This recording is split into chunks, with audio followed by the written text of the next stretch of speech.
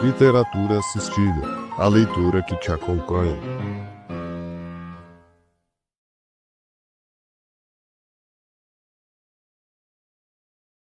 Dom Casmurro, capítulo 60. Querido Opúsculo.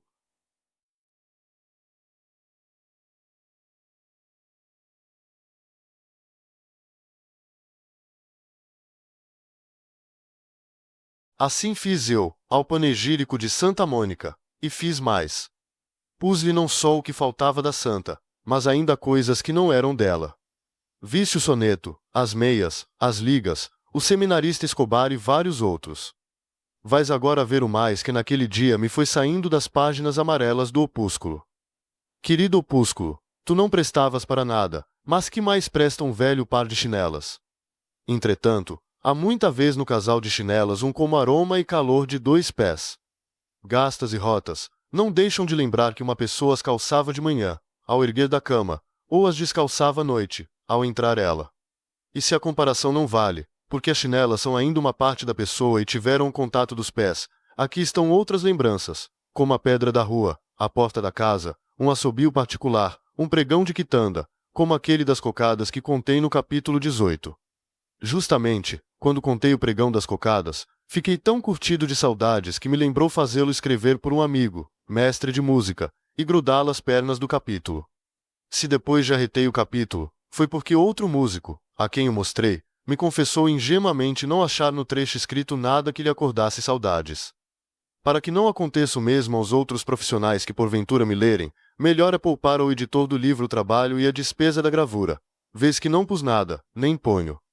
Já agora creio que não basta que os pregões de rua, como os opúsculos de seminário, encerrem casos, pessoas e sensações. É preciso que a gente os tenha conhecido e padecido no tempo, sem que tudo é calado e incolor.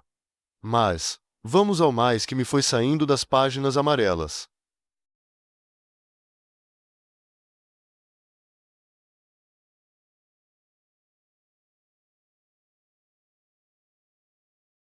Capítulo 61. A Vaca de Homero.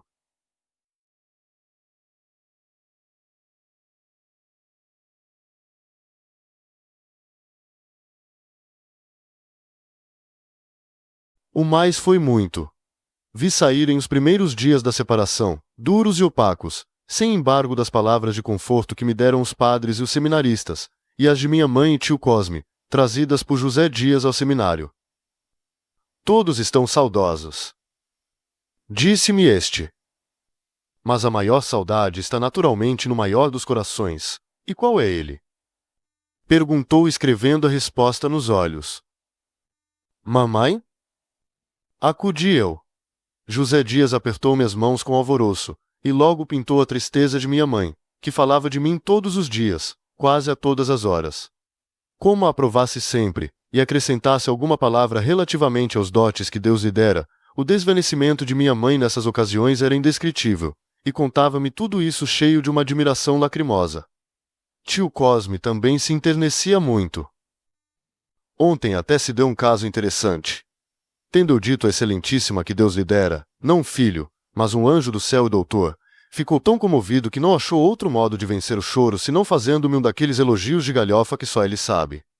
Não é preciso dizer que Dona Glória enxugou furtivamente uma lágrima. Ou ela não fosse mãe, que coração amantíssimo! Mas, senhor José Dias, e a minha saída daqui? Isso é negócio meu.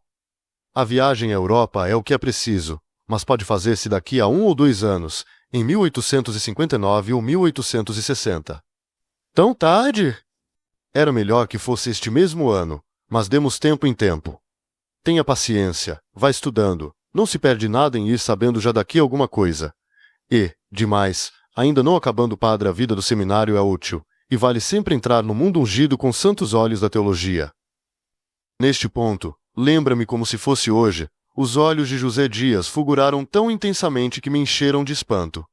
As pálpebras caíram depois, e assim ficaram por alguns instantes, até que novamente se ergueram, e os olhos fixaram-se na parede do pátio, como que embebidos em alguma coisa, se não era em si mesmos. Depois despegaram-se da parede e entraram a vagar pelo pátio todo. Podia compará-lo aqui à vaca de Homero. Andava e gemia em volta da cria que acabava de parir. Não lhe perguntei o que é que tinha, já por acanhamento, já porque dois lentes, um deles de teologia, vinham caminhando na nossa direção. Ao passarem por nós, o agregado, que os conhecia, cortejou-os com as deferências devidas, e pediu-lhes notícias minhas. Por ora, nada se pode afiançar. Disse um deles. Mas parece que dará conta da mão. O que eu lhe dizia agora mesmo. Acudiu José Dias. Conto ouvir-lhe a missa nova, mas ainda que não chegue a ordenar-se, não pode ter melhores estudos que os que fizer aqui. Para a viagem da existência. Concluiu demorando mais as palavras. Irá ungido com santos olhos da teologia. Desta vez a fulguração dos olhos foi menor, as pálpebras não lhe caíram nem as pupilas fizeram os movimentos anteriores. Ao contrário, todo ele era atenção e interrogação, quando muito, um sorriso claro e amigo lhe errava nos lábios. O lente de teologia gostou da metáfora, e disse-lhe. Ele agradeceu, explicando que eram ideias que lhe escapavam no correr da conversação, não escrevia nem orava. Eu é que não gostei nada, e logo que os lentes se foram, sacudi a cabeça. Não quero saber dos santos olhos da teologia. Desejo sair daqui o mais cedo que puder, ou já. Já, meu anjo, não pode ser. Mas pode suceder que muito antes do que imaginamos. Quem sabe se este mesmo ano de 58. Tenho um plano feito, e penso já nas palavras com que hei de expô-lo a Dona Glória. Estou certo que ela cederá e irá conosco. Duvido que mamãe embarque. Veremos. Mãe é capaz de tudo, mas, com ela ou sem ela, tem por certa nossa ida, e não haverá esforço que eu não empregue, deixe estar. Paciência é que é preciso. E não faça aqui nada que dê lugar a censuras ou queixas, muita docilidade e toda aparente satisfação. Não ouviu o elogio do lente. É que você tem se portado bem, pois continue. Mas 1859 ou 1860 é muito tarde. Será este ano. Replicou José Dias. Daqui a 3 meses? Ou 6? Não. 3 meses. Pois sim. Tenho agora um plano, que me parece melhor que outro qualquer. É combinar a ausência de vocação eclesiástica e a necessidade de mudar de ares. Você, por que não tosse? Por que não tusso? Já. Não. Mas eu hei de avisar você para tossir, quando for preciso, aos poucos, uma tossezinha seca e algum fastio, eu irei preparando excelentíssima. Oh, tudo isto é em benefício dela. Uma vez que o filho não pode servir a igreja, como deve ser servida, o melhor modo de cumprir a vontade de Deus é dedicá-lo a outra coisa. O mundo também é igreja para os bons. Pareceu-me outra vez a vaca de Homero, como se este, mundo também é igreja para os bons, fosse outro Bezerro, irmão dos santos olhos da teologia. Mas não dei tempo à ternura materna, e repliquei. Ah! Entendo. Mostrar que estou doente para embarcar, não é? José Dias hesitou um pouco, depois explicou-se. Mostrar a verdade, porque, francamente, Bentinho, eu há meses que desconfio do seu peito. Você não anda bom do peito. Em pequeno, teve umas febres e uma ronqueira. Passou tudo, mas há dias em que está mais descorado. Não digo que já seria o mal, mas o mal pode vir depressa. Numa hora cai a casa. Por isso, se aquela Santa Senhora não quiser ir conosco, ou para que vá mais depressa, acho que uma boa tosse. Se a tosse é de vir de verdade, melhor é apressá-la. Deixe estar, eu aviso. Bem, mas em saindo daqui não há de ser para embarcar logo. Saio primeiro, depois cuidaremos do embarque. O embarque é que pode ficar para o ano. Não dizem que o melhor tempo é abril, ou maio. Pois seja maio, primeiro deixo o seminário daqui a 2 meses. E porque a palavra me estivesse a pigarrear na garganta, dei uma volta rápida, e perguntei-lhe a queima-roupa. Capitu, como vai?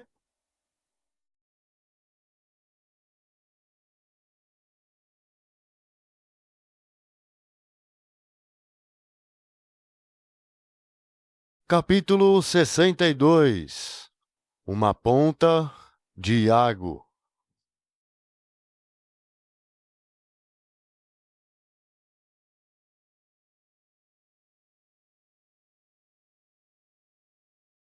A pergunta era imprudente, na ocasião em que eu cuidava de transferir o embarque.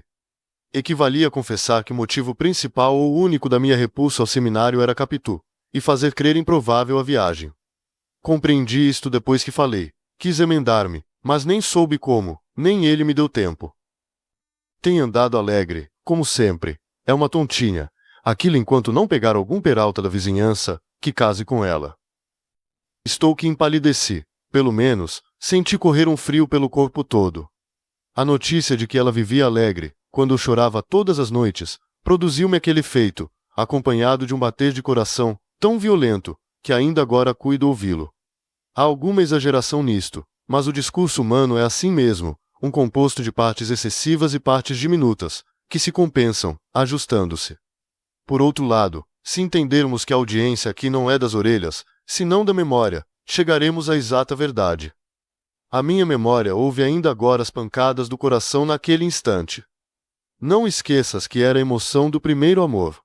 Estive quase a perguntar a José Dias que me explicasse a alegria de Capitu, o que é que ela fazia, se vivia rindo, cantando ou pulando, mas retive-me a tempo, e depois outra ideia.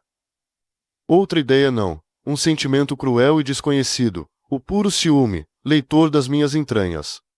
Tal foi o que me mordeu, ao repetir comigo as palavras de José Dias. Algum peralta da vizinhança. Em verdade, nunca pensara em tal desastre. Vivia tão nela, dela e para ela, que a intervenção de um peralta era como uma noção sem realidade. Nunca me acudiu que havia peraltas na vizinhança, variedade e feitio, grandes passeadores das tardes. Agora lembrava-me que alguns olhavam para Capitu, e tão senhor me sentia dela que era como se olhassem para mim, um simples dever de admiração e de inveja. Separados um do outro pelo espaço e pelo destino, o mal aparecia-me agora, não só possível mas certo. E a alegria de Capitu confirmava a suspeita. Se ela vivia alegre é que já namorava outro, acompanhá-lo-ia com os olhos na rua, falar-lhe-ia à janela. As ave-marias, trocariam flores que?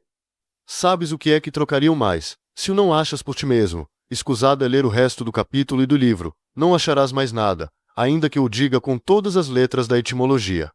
Mas se o achaste, compreenderás que eu, depois de estremecer, tivesse um ímpeto de atirar-me pelo portão fora, descer o resto da ladeira, correr, chegar à casa do Pádua, agarrar Capitu e intimar-lhe que me confessasse quantos já lhe dera o peralta da vizinhança. Não fiz nada. Os mesmos sonhos que ora conto não tiveram, naqueles 3 ou 4 minutos, esta lógica de movimentos e pensamentos. Eram soltos, emendados e mal emendados, com o desenho truncado e torto, uma confusão, um turbilhão, que me cegava e ensurdecia.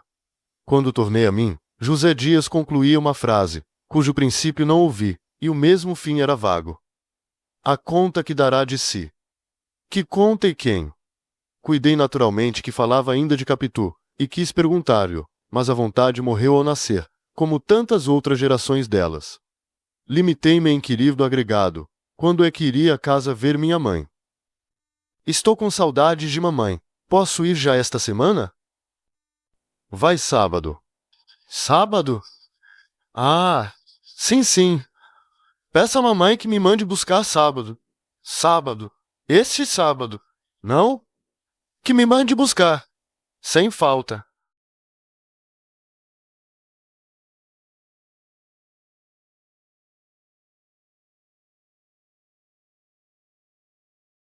Capítulo 63. Metades de um sonho.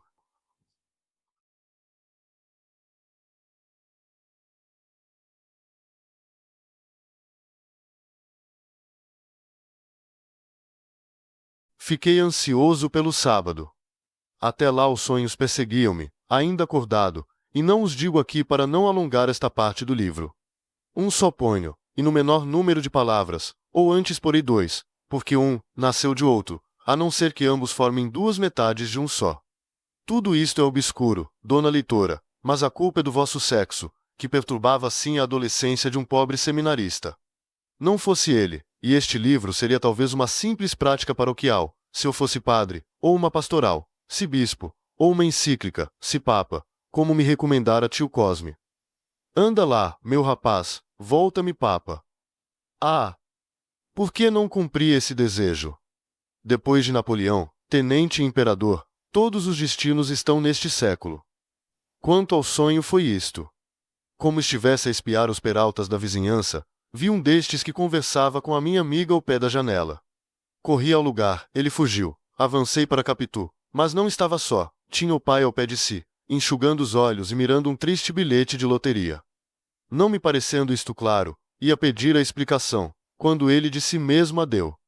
O peralta fora levar-lhe a lista dos prêmios da loteria, e o bilhete saíra branco.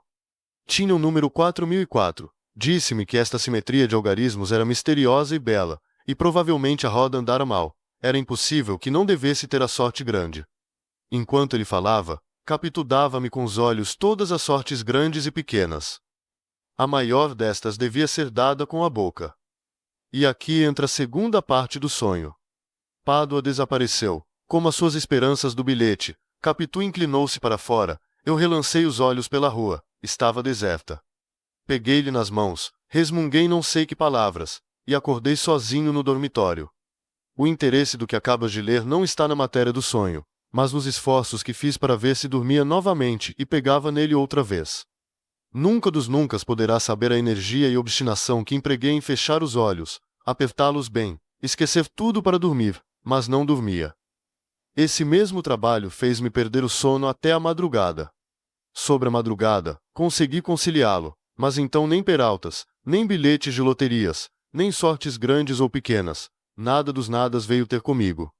Não sonhei mais aquela noite, e dei mal as lições daquele dia.